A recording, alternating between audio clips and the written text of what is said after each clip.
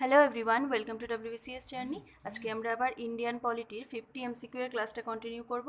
আজকে আমাদের ক্লাস 6 হবে। এর আগে 5টা ক্লাস অলরেডি এই টপিকের উপরে করে দেওয়া আছে। সো যারা দেখোনি, চ্যানেলে প্লেলিস্টে 5টা ক্লাস পেয়ে যাবে। এছাড়াও ভিডিও ডেসক্রিপশন বক্সে এবং উপরে আই বাটনে আমি প্লেলিস্টের লিঙ্ক তো দিয়েই রেখে দেবো, তোমরা ওখান থেকে গিয়েও ক্লাসগুলো অবশ্যই দেখে নিও।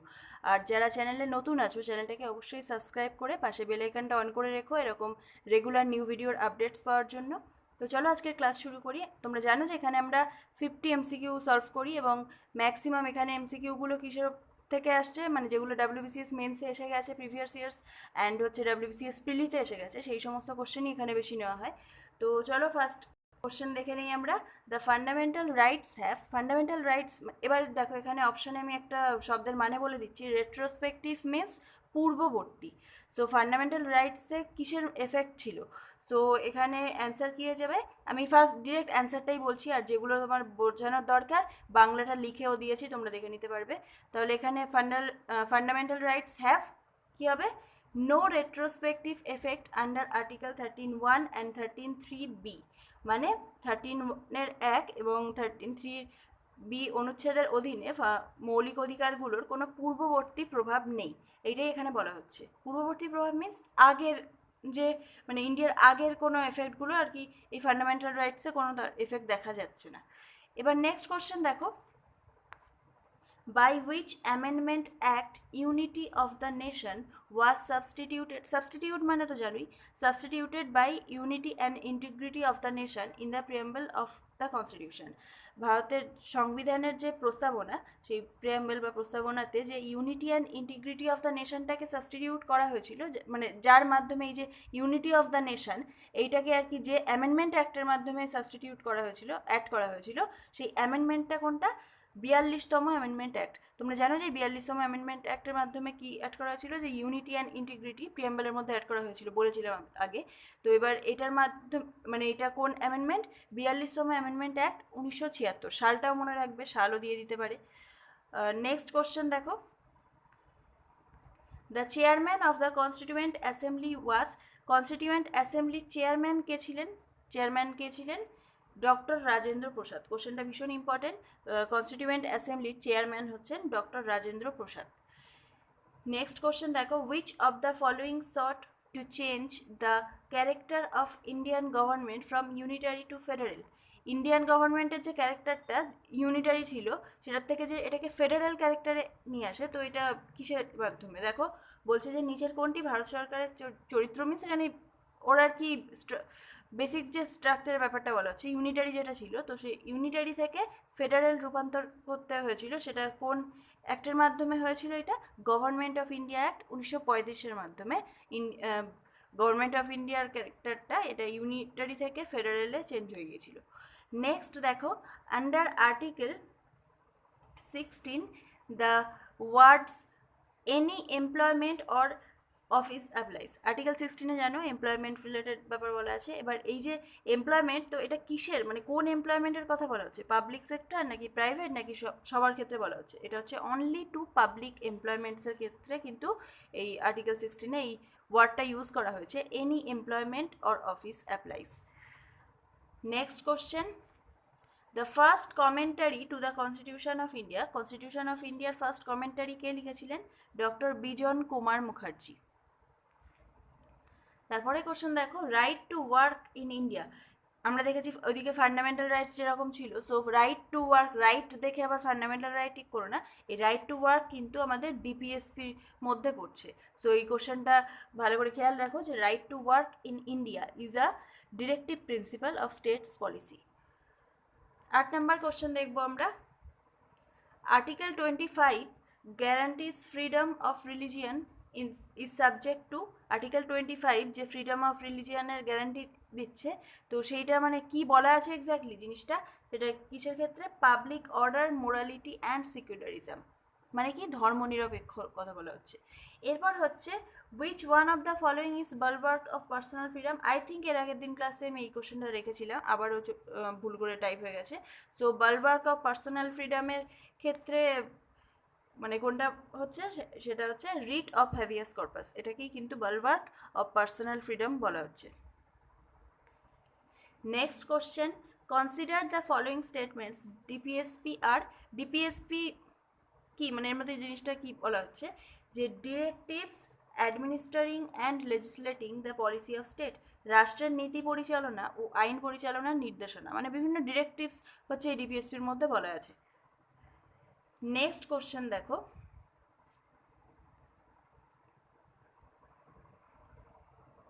এখানে নেক্সট কোশ্চেন হচ্ছে in part 4A of the Constitution of India, every Indian citizen has how many fundamental duties? Constitution of ইন্ডিয়ার পার্ট 4A তে হচ্ছে যে কতগুলো ফান্ডামেন্টাল ডিউটিস বলা আছে সেটা বলা হচ্ছে। অ্যান্সার কী হয়ে যাবে? 11টা। জানো তোমরা ফান্ডামেন্টাল ডিউটিস কটা? 11টা।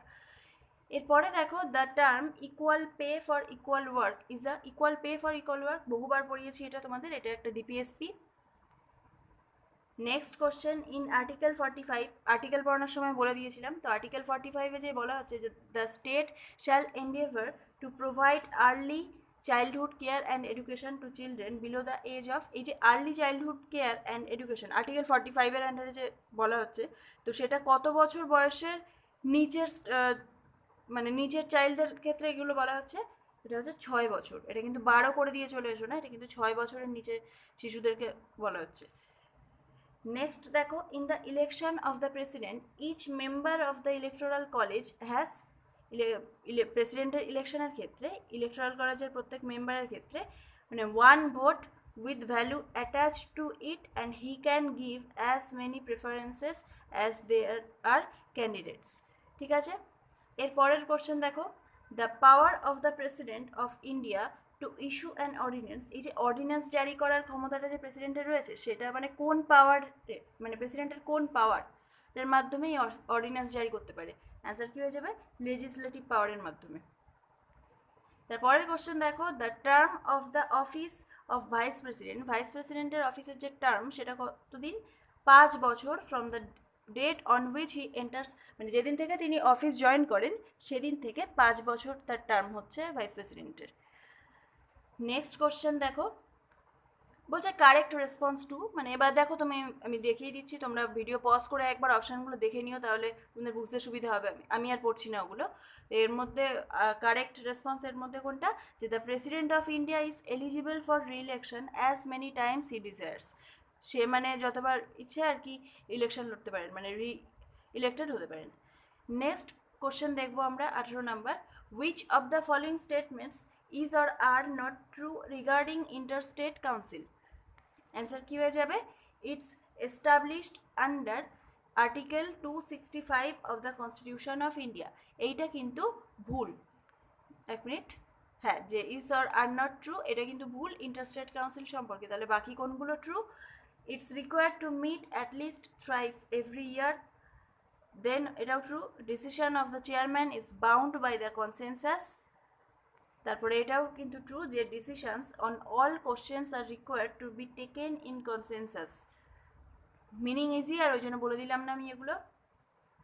তারপরে দেখো the expression prosecution under article 22 contemplates, এই যে আর্টিকেল 22 এর আন্ডারে যে এক্সপ্রেশনটা রয়েছে যে প্রসিকিউশন, এটা মিনস কি?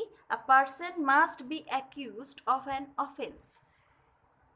যেগুলোর মিনিং আমার মনে হচ্ছে যে তোমাদের বোঝানোর দরকার, আমি শুধু সেগুলোই বলে দিচ্ছি, আদারওয়াইজ ভিডিও অনেক বড় হয়ে যাবে, না হলে 50টা কোশ্চেন, জানোই কতটা টাইম লাগে। এরপরে দেখো which of the following are prohibited without the consent of president of India according to article 18 অনুযায়ী, তোমরা পড়েছো আর্টিকেল 18, আমি তো পড়িয়ে দিয়েছি। তো আর্টিকেল 18 অনুযায়ী প্রেসিডেন্ট অফ ইন্ডিয়ার অনুমতি ছাড়া, মানে উইদাউট দ্য কনসেন্ট অফ, অনুমতি ছাড়া কোনটা আর কি নিষেধ? অ্যান্সার কী হয়ে যাবে? উপাধি প্রদান, কনফারমেন্ট অফ টাইটেল। নেক্সট কোশ্চেন দেখো which among the following states has only one house, এর মধ্যে কোন স্টেট বা স্টেটের মাত্র একটা আর কি রয়েছে যে লেজিসলেটিভ অ্যাসেম্বলি? অ্যান্সার কী হয়ে যাবে? ওয়েস্ট বেঙ্গল। তারপরে হচ্ছে the provision of article 368 of the constitution of India as it stands today deals with power as well as procedure for amendment of the constitution. Article 368-এর আন্ডারে কনস্টিটিউশন অফ ইন্ডিয়ার কিসের সাথে ডিল করছে? এই যে অ্যামেন্ডমেন্টের কথা বলা হচ্ছে। এবার দেখো নেক্সট কোশ্চেন দেখবো আমরা, nothing in article 13 shall apply to any amendment made in this article was inserted in article 368 by, এটা কী হয়ে যাবে 24তম অ্যামেন্ডমেন্ট অ্যাক্ট, কনস্টিটিউশন মানে একই ব্যাপার, 24তম অ্যামেন্ডমেন্ট অ্যাক্টের কথা বলা হচ্ছে এখানে। তারপরে দেখো, the constitution 96th amendment act 2011 altered the language of Odia in 8th schedule as, মানে এই যে ওড়িয়া ল্যাঙ্গুয়েজটা বলা হতো এইটাকে এখন কি বলা হয়, ওড়িয়া। তো স্পেলিংটা খেয়াল রাখবে। আর এটা কত নাম্বার অ্যামেন্ডমেন্ট অ্যাক্টের মাধ্যমে হয়েছে যদি এটা কোশ্চেন করে, 96th অ্যামেন্ডমেন্ট অ্যাক্ট 2011 সালে যেটা হয়েছিল। এবার হচ্ছে দেখো, expression socialist in the preamble of the Constitution of India has been added by taking the views of, এই যে কনস্টিটিউশনের মধ্যে প্রিয়াম্বেলে এই কথাটা আছে সোশ্যালিস্ট, এইটা কাদের ভিউ মানে কাদের দৃষ্টিভঙ্গির ওপর ভিত্তি করে, মানে কাদের ভিউ নিয়ে আর কি এটাকে অ্যাড করা হয়েছে, অ্যান্সার কী হয়ে যাবে Marx and Gandhi. Next question, list 1, মনে রাখবে লিস্ট 1 মানে কিন্তু ইউনিয়ন লিস্টের কথা বলা হচ্ছে। তো এটা 7 শিডিউলে যে লিস্ট 1-এ কটা সাব আইটেম রয়েছে, অ্যান্সার হয়ে যাবে কি, সরি এটা ভুল, এটা হচ্ছে অ্যান্সার হয়ে যাবে মানে বর্তমানে এটা কিন্তু 97, আর অরিজিনালি কিন্তু 98 ছিল। সো এটা ভালো করে খেয়াল রাখবে, 97। নেক্সট দেখো, minimum how many days notice is required to move the resolution to remove the deputy chairman of the council of states. Council of স্টেটসের ডেপুটি চেয়ারম্যানকে রিমুভ করতে গেলে মানে কতদিনের নোটিস, মিনিমাম কতদিন আগে নোটিস দিতে হবে, অ্যান্সার কী হয়ে যাবে 14 দিন, মিনিমাম 14 দিন আগে নোটিশটা দেওয়া দরকার। তারপরে দেখো, under article 321 of the constitution of India the power to attend functions of the UPSC has been vested in the, answer কী হয়ে যাবে পার্লামেন্ট। মানে ইউপিএসসির ফাংশন মানে যা যা কাজ আছে সেই কাজ যদি আরও বৃদ্ধি করতে হয় তো সেই পাওয়ারটা কার আছে, পার্লামেন্টের রয়েছে কিন্তু, এবং কত নাম্বার আর্টিকেলে 321 নাম্বার আর্টিকেলে। তারপরের question, the president nominates how many Anglo Indian members to the Lok Sabha, লোকসভায় কতজন অ্যাংলো ইন্ডিয়ান মেম্বারকে নমিনেট করে, 0, কাউকেই না। বাট তোমার এবার হচ্ছে তারপরে question, the attorney general of India holds the office during the pleasure of, attorney general of India office hold করে কার মানে কার প্লেজারে, অ্যান্সার কী হয়ে যাবে প্রেসিডেন্ট। কোশ্চেনটা ভীষণ ইম্পর্টেন্ট, অনেকবার এসে গেছে ডাব্লিউবিসিএসে। Next question, the constitution of India provides special procedure for, constitution of India special মানে কাদের স্পেশাল প্রসিডিওর প্রোভাইড করছে, হচ্ছে মানি বিলস। এবার দেখো, Rajya Sabha can withhold money bills for a period of, Rajya Sabha maximum কতদিনের জন্য হচ্ছে মানি বিলসটাকে উইথহোল্ড করতে পারে, 14 দিনের জন্য। মানি বিল ক্যান বি এখানে কী কী অপশানে বলেছে, invalid by Rajya Sabha, invalid by both the houses, Rajya Sabha can reject the bill, none of the above, এখানে হয়ে যাবে কি none of the above. Next question, the Rajya Sabha has 12 nominated members. They are nominated by the president from amongst the persons having special knowledge or practical experience in, মানে এই যে রাজ্যসভায় 12 জন nominated members থাকে, এদেরকে কিসের ভিত্তিতে প্রেসিডেন্ট নমিনেট করে, কিছু তো একটা ভিত্তিতে, মানে যাকে ইচ্ছা নিয়ে তো নেবে না। সো সেইগুলো কিসের ক্ষেত্রে, অ্যান্সার কী হয়ে যাবে literature, science, art and social সায়েন্সের ওপর ভিত্তি করে তাদেরকে আর কি নেওয়া হয়, নমিনেট করে president. Next question, council of ministers can be suspended during session, council of ministers suspended হয় ডিউরিং সেশন, এবং সেটা করে কে, মানে কে করতে পারে, স্পিকার অফ লোকসভা, লোকসভার স্পিকার কিন্তু সেশন চলাকালীন কাউন্সিল অফ মিনিস্টার্সকে সাসপেন্ড করতে পারে। Next question, which one of the following authorities is competent to seek the advisory opinion of the Supreme Court of India?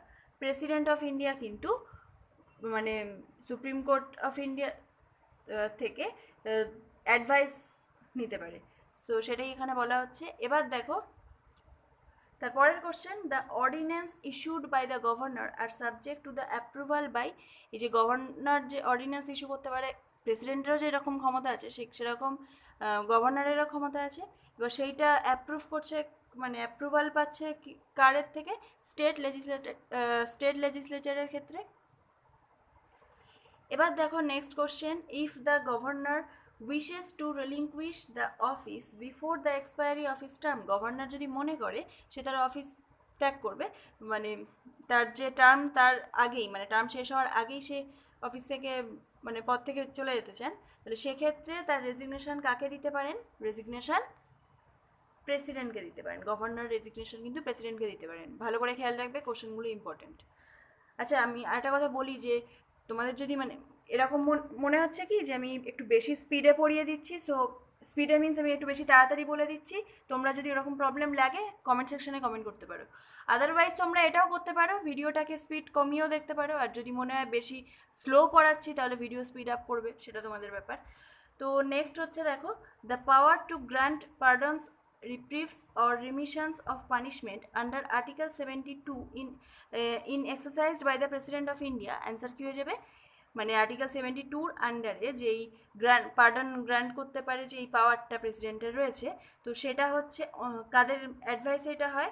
এটা হচ্ছে on the advice of council of মিনিস্টার্সের, মানে council of মিনিস্টার্সের অ্যাডভাইসে president of ইন্ডিয়ার ওই পাওয়ারটা রয়েছে। এবার দেখো next question, the power of the president of India to issue an ordinance is a, এই যে অর্ডিন্যান্স জারি করতে পারে প্রেসিডেন্ট অফ ইন্ডিয়া, এটা তার কোন পাওয়ারের মাধ্যমে? আই থিঙ্ক এই কোশ্চেনটা একটু আগেই করালাম, রিপিট হয়ে গেছে, তাহলে তো এটা হয়ে যাবে কি লেজিসলেটিভ পাওয়ার। নেক্সট কোশ্চেন দেখো, the presidents rule under article 356 remains valid in the state for the maximum period. এই যে আর্টিকেল 356-এর আন্ডারে প্রেসিডেন্টস রুল যে রয়েছে, এইটা স্টেটের ক্ষেত্রে ভ্যালিড থাকবে ম্যাক্সিমাম কতদিনের জন্য? 6 মান্থস, তার বেশি ভ্যালিড হবে না।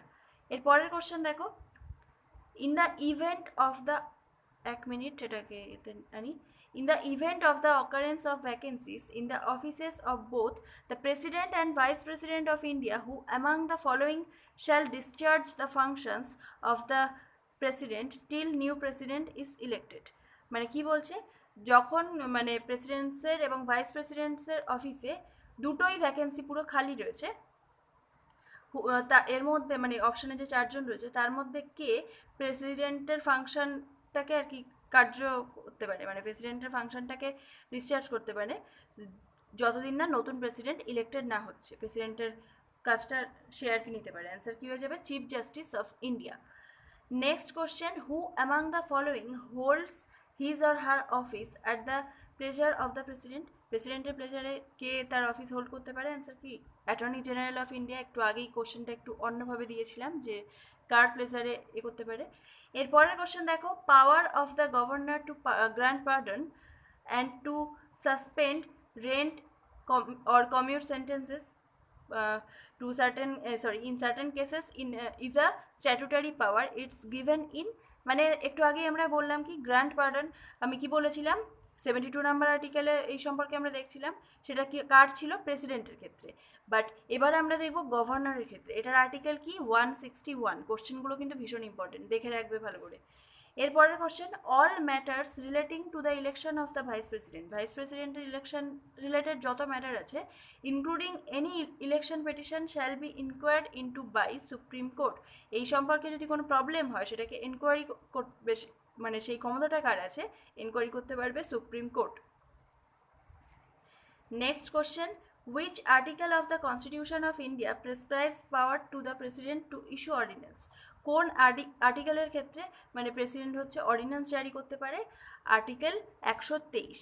আর যদি এটা বলতো গভর্নর অর্ডিন্যান্স জারি করতে পারে কত, এর আগে বলে দিয়েছিলাম আমি একদিন যে 213, গভর্নরের ক্ষেত্রে 213, আর যদি প্রেসিডেন্টের বলে 123। সো ভালো করে খেয়াল রাখবে এই অ্যান্সারগুলো। নেক্সট হচ্ছে, after the judgment of Minerva Mills versus Union Government of India, Union of India, the provision of Article 31C means, 31C তে কি বলা হচ্ছে যে the directive principles contained in Article 39B(c), এক মিনিট এখানে কিছু একটা গন্ডগোল হয়েছে, হ্যাঁ, যে the directive principles contained in Article 39B(c) supersede in the fundamental rights. Next দেখো, a retired judge of a high court can't practice, এই যে হাইকোর্টের যে জাজ রিটায়ার করে গেছে সে কোথায় প্র্যাকটিস করতে পারবে না, যে হাইকোর্টের থেকে সে রিটায়ার করেছে সেই হাইকোর্টে কিন্তু সে আর প্র্যাকটিস করতে পারবে না, বাট আদার হাইকোর্টে কিন্তু পারবে। নেক্সট দেখো, ফান্ডামেন্টাল ডিউটিস আন্ডার আর্টিকেল 50, জানো যে আর্টিকেল 51 এর আন্ডারে ফান্ডামেন্টাল ডিউটিস রয়েছে। এবার এই ফান্ডামেন্টাল ডিউটিসটা কাদের জন্য অ্যাপ্লিকেবল? সিটিজেন্স অফ ইন্ডিয়া, ভারতীয় নাগরিকদের ক্ষেত্রে অ্যাপ্লিকেবল। আজকের last question, if the directive principles of state policy is infringed, কী হয়ে যাবে answer? There is no remedy by judicial proceedings. So friends, এই এত পর্যন্তই ছিল। যদি ভালো লাগে ভিডিওটা অবশ্যই লাইক করে দিও, আর গ্রুপে শেয়ার করো যাতে তোমাদের বাকি ফ্রেন্ডদেরও হেল্প হয়, যারা মেন্স দিচ্ছ বা আদার এক্সামস দিচ্ছ, প্রিলি দিচ্ছ, তো সবার যাতে হেল্প হয় সেই জন্য বলি তোমরা শেয়ার করে দাও। আর ভালো লাগলে অবশ্যই লাইক করে দিও, আর চ্যানেলে যদি নতুন থাকো চ্যানেলটাকে অবশ্যই সাবস্ক্রাইব করে পাশে বেল আইকনটা অন করে রেখো। আর তোমরা যদি আমাদের WBCS 2021-এর প্রিলিমিনারির জন্য মক টেস্ট পারচেস করতে ইন্টারেস্টেড হও, তাহলে ভিডিও ডেসক্রিপশন বক্সে লিঙ্ক দেওয়া থাকবে, ইউপিআই আইডি দেওয়া থাকবে, তোমরা পারচেস করে নিতে পারো। আর হ্যাঁ, আরেকটা কথা, যে আমাদের মক টেস্ট কিন্তু 6 তারিখ পর্যন্ত, মক টেস্ট 6 তারিখ পর্যন্ত হচ্ছে 130টা হবে না, 6 তারিখ পর্যন্ত 100 টাকায় তোমরা পারচেস করতে পারবে, বাট তারপর থেকে কিন্তু মক টেস্টের প্রাইস বেড়ে গিয়ে 130 টাকা হয়ে যাবে। সো যারা পারচেস করতে ইন্টারেস্টেড 6 তারিখের মধ্যেই পারচেস করো, আদারওয়াইজ তাদের ক্ষেত্রে কিন্তু 130 টাকা পরে পে করে আর কি পারচেস করতে হবে। সো তোমরা যারা ইন্টারেস্টেড অবশ্যই ভিডিও ডেসক্রিপশন বক্সটাকে একবার চেক আউট করো। তো চলো ভিডিও এখানেই শেষ করছি, ভালো থেকো সবাই।